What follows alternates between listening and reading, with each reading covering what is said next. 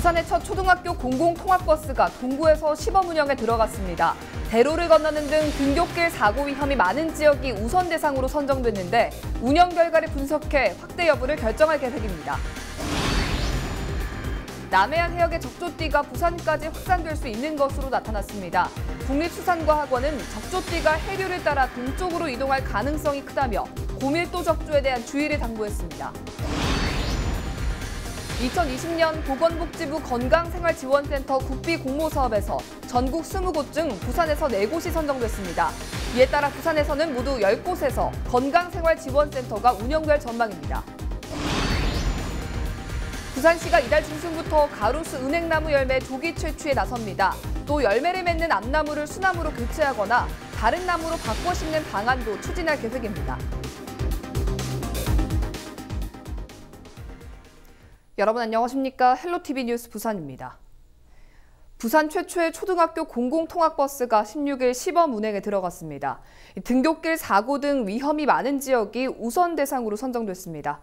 통학버스 시범 운행 첫날을 김한식 기자가 취재했습니다. 등굣길에 나선 초등학생들이 자신의 이름을 확인한 뒤 노란색 버스에 오릅니다. 버스 내부에서는 탑승 보호자가 안전벨트 착용 여부를 일일이 확인합니다. 안전벨트 하세요. 잘하고 있네. 안전벨트. 착해. 안전벨트 잘했네. 탑승이 끝난 버스는 10여 분을 달려 동구의 한 초등학교에 도착합니다. 부산 최초의 공공 스쿨버스 운행 첫날 모습입니다. 운행 지역은 사고 위험 등이 많은 통학 구간을 이용하는 초등학생들이 우선 선정됐습니다. 통학버스가 시범 운영되는 곳은 이처럼 넓은 8차선 도로를 건너 좁은 골목길을 지나야 하는데 등굣길에만 30분 정도가 걸립니다. 이 때문에 학부모들은 자녀를 직접 태워주거나 학원차를 이용해 등교시켜 왔습니다. 하지만 스쿨버스가 도입되면서 그런 걱정은 사라졌습니다. 재개발한다고 다 공사 많이 하니까 좀 걱정 많이 하고 너무 좋죠. 편안하고 또 믿고 안전하게 운행해 주실 거라 믿고 이제 보낼 거라 생각하니까 너무 편안하고 좋습니다. 지금 너무 좋아요. 왜냐면 학교가 너무 멀기 때문에 또 직장을 다니거든요. 바래다 주려면은 시간이 도저히 안 되기 때문에 학원차를 이용할 수밖에 없기 때문에 일부러 학원을 다녔거든요. 굳이 그 이유 때문에 학원을 갈 필요는 없으니까. 시범 운행되는 스쿨버스 이용 학생들은 모두 39명이지만 특정 지역 학생들만 혜택을 받는 건 아닙니다. 안전에도 많이 도움이 되고 그리고 이제 저희들 체험학습에도 이용을 할 수 있어서 그래서 많은 도움이 된다고 생각을 합니다. 스쿨버스는 동구에서 임차 비용을 지원하고 학교에서 운영하는 방식입니다. 오는 12월까지 운행 예정인데 인건비와 차량 임차비 등을 포함해 3천여만 원 정도가 투입됐습니다. 구는 이번 시범 운행 기간 개선책을 마련하고 학부모 만족도 등을 조사해 확대 여부를 결정할 방침입니다. 확대될 경우 통학로에 위험 요소가 많은 지역이 우선 대상이 될 전망입니다. 반응을 전반적으로 점검을 해서 확대 운영할 계획도 있습니다. 특별히 또 학생들이 통학에 취약한 그런 부분이 있다면 부산 최초로 공공기관에서 스쿨버스를 시범 운행하면서 일부 지자체에서도 관심을 보이는 것으로 나타났습니다. 헬로티비 뉴스 김한식입니다. 경남 인근 해역의 적조띠가 부산까지 확산될 가능성이 있는 것으로 나타났습니다. 국립수산과학원은 현장 예찰 결과 경남 바깥 해역의 적조띠가 해류를 따라 동쪽으로 이동할 가능성이 높은 것으로 보인다고 말했습니다. 특히 바람과 대조기 영향으로 이동과 확산을 번복하며 일부 해역에서는 고밀도로 나타날 수 있다며 주의를 당부했습니다.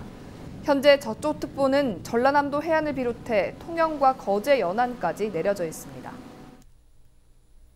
2020년 보건복지부 건강생활지원센터 국비 공모 사업에서 전국 20곳 가운데 부산에서 4곳이 선정됐습니다. 선정된 지역은 부산 진구와 남구, 금정구, 연제구로 부산시는 4곳의 건강생활지원센터 설비를 위한 국비 19억 8,400만 원을 확보하게 됐습니다. 이번 공모 선정으로 부산에는 모두 10개의 건강생활지원센터가 운영되며 부산시는 시민들이 생활 속에서 상시적으로 종합 건강증진 서비스를 받을 수 있는 거점 역할을 할 것으로 기대했습니다. 2017년 중국 사드 보복 사태와 최근 한일 관계 약화로 관광 산업의 상황이 좋지 않습니다. 하지만 내국인들이 국내로 눈길을 돌려 관광에 나서면서 위기와 기회가 공존하고 있는데요. 부일경이 협력해 광역 단위의 국내외 관광 사업을 계획하고 실행해 나가기로 해 눈길을 끕니다. 차선영 기자입니다. 올해 7월 부산을 방문한 외국인 관광객 수는 22만 2천여 명, 전년 동월 대비 11.8% 증가했습니다. 일본인 관광객은 4만 8천여 명, 중국인 관광객은 3만 2천여 명으로 각각 지난해에 비해 12.7%, 18.5% 상승했습니다. 표면적으로는 부산을 찾는 외국인 관광객들이 월별로 늘어나는 듯 보이지만 2016년 296만 6천 명으로 정점을 찍은 뒤 2017년 중국 사드 보복 사태 이후 2018년엔 247만 3천 명으로 회복이 더딘 상태입니다. 더군다나 한일 관계 악화까지 외부 상황이 좋지 않습니다. 일본으로 가고자 했던 관광객들의 시선이 지금 다른 관광지를 찾는 쪽으로 많이 분산이 되었거든요. 수요가 높아진 곳이 국내 여행입니다. 관광객을 유치하는 거에는 나쁜 기회는 아니라고 생각이 들어요. 근데 그럼에도 불구하고 좀 지표들은 그렇게 좋지가 않아요. 내부적으로도 동남권 지역의 관광 경쟁력이 타 지자체에 비해 높지 않습니다.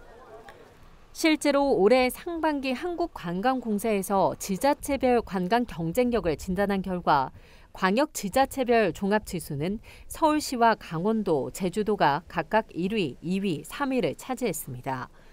오히려 관광 정책에 있어서 유무형 관광 자원은 풍부하지만 상대적으로 관광 정책 수립과 집행이 미흡한 지자체로 1위 경남 김해시, 2위 부산 기장군이 뽑히기도 했습니다.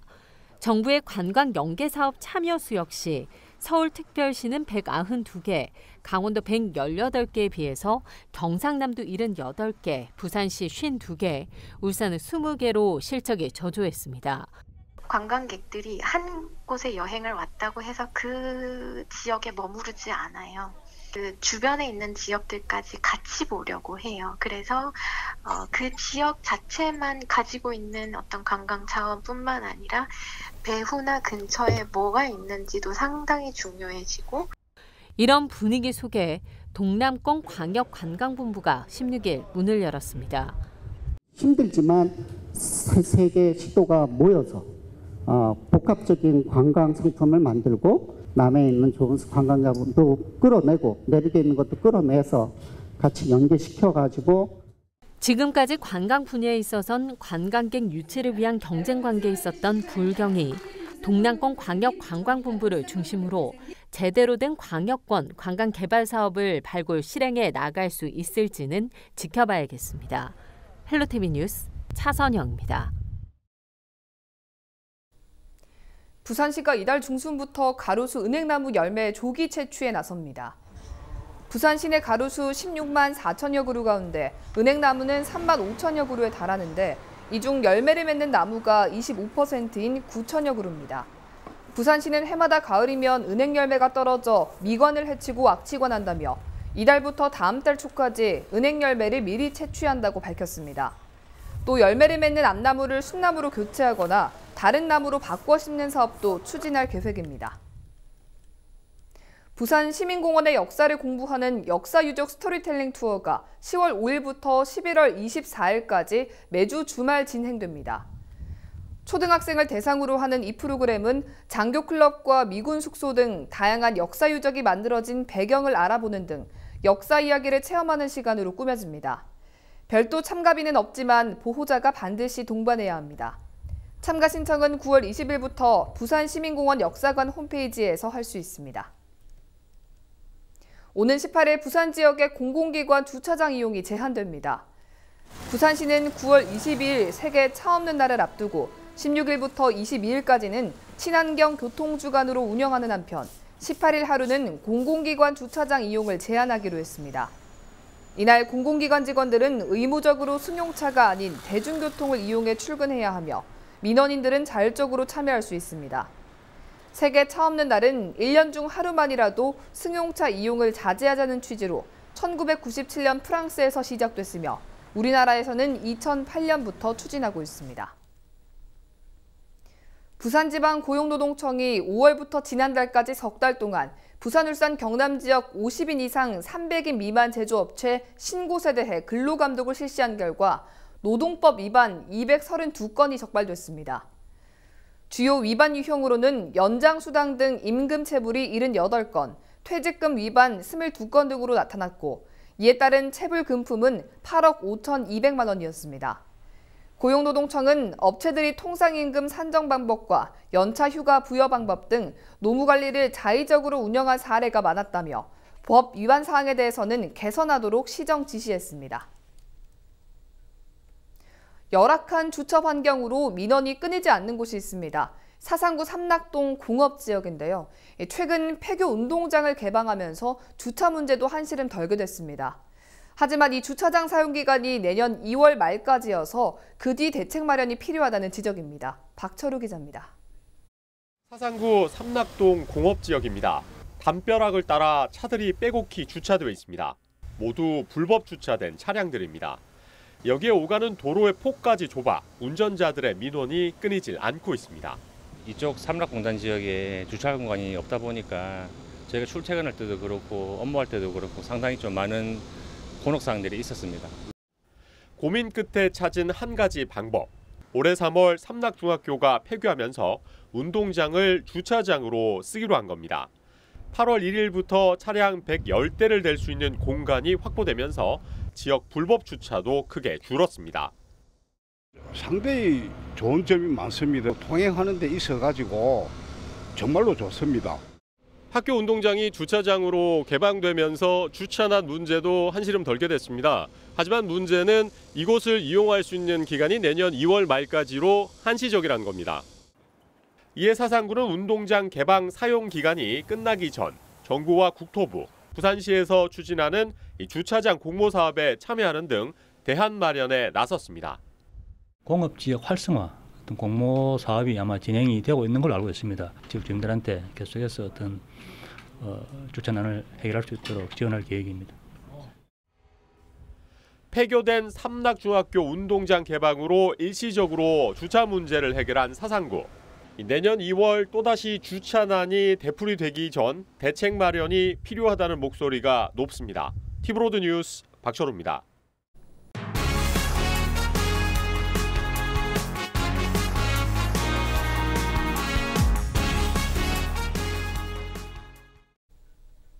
(2020학년도) 대학 입시 원서 접수가 마감됐습니다. 수시 경쟁률 추이에서 지난해와 상당히 다른 양상이 나타났습니다. 최현광 기자의 보도입니다. 2020학년도 부산지역대학 수시 모집 경쟁률이 요동쳤습니다. 경쟁률이 가장 높은 곳은 부산대로 2,993명 모집에 4679명이 지원해 13.59대 1의 경쟁률을 보였습니다.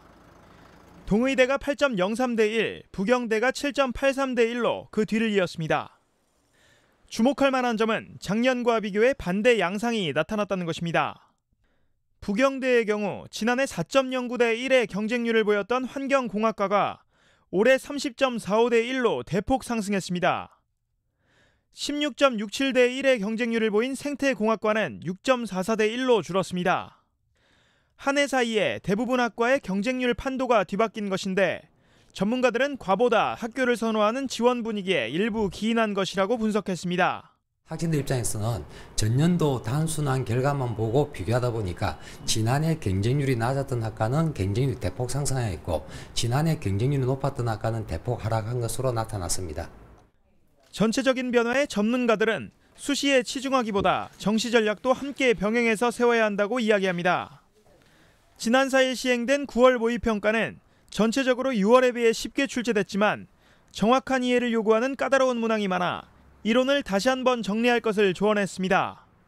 한편으로는 출제된 문제에 대한 복습과 분석을 철저히 해 남은 기간 나에게 맞는 학습 전략을 세워야 한다고 덧붙였습니다.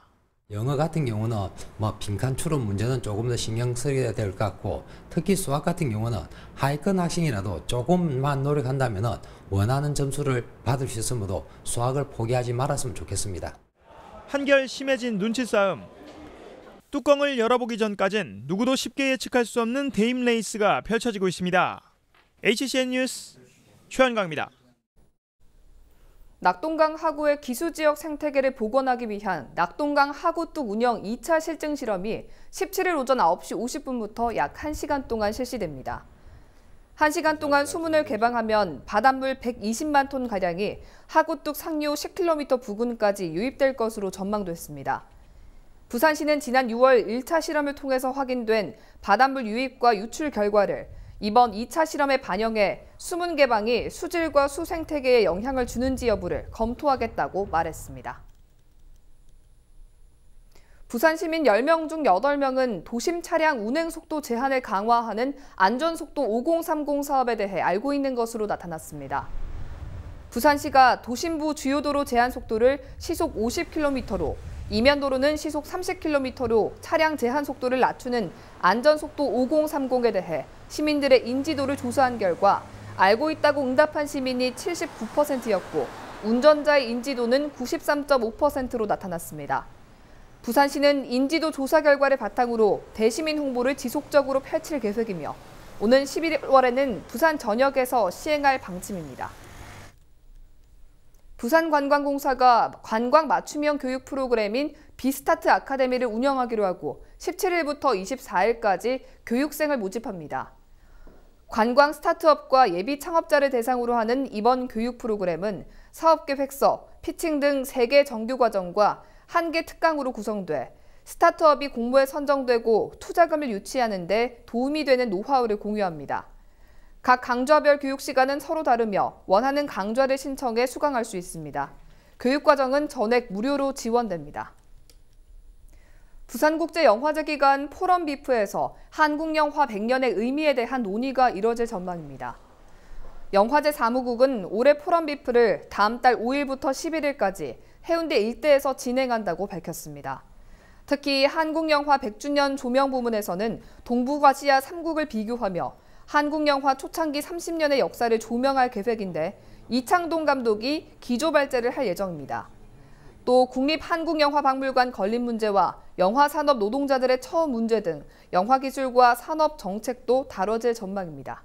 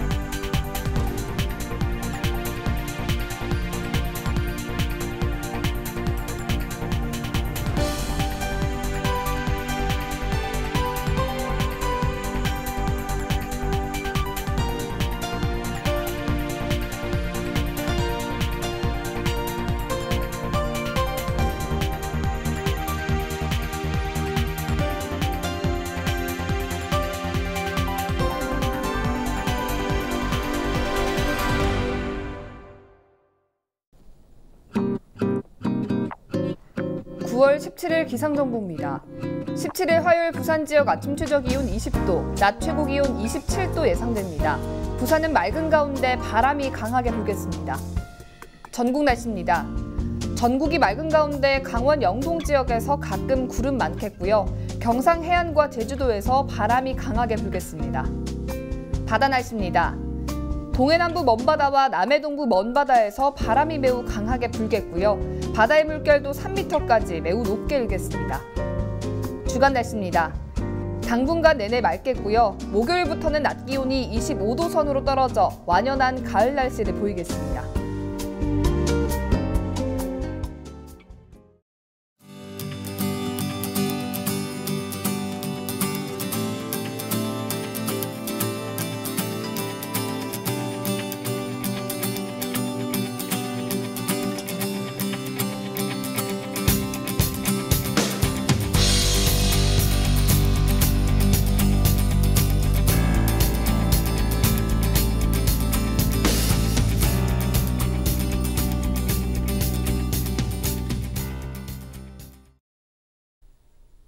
이상으로 뉴스를 마칩니다. 저희는 언제나 지역 주민 여러분 곁에 있겠습니다. 고맙습니다.